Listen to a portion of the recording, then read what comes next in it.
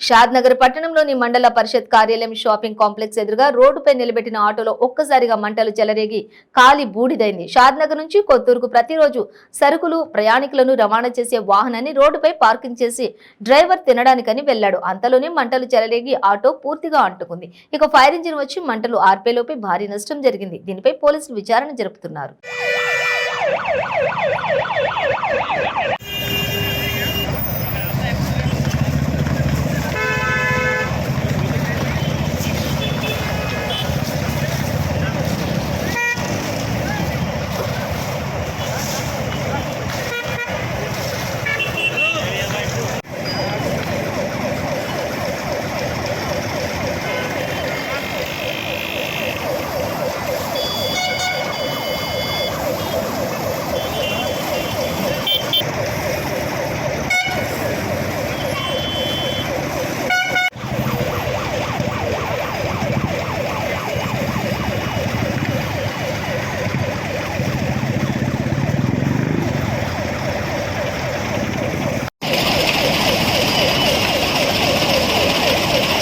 Pressure తక్కువ వస్తుంది అయిపోయింది.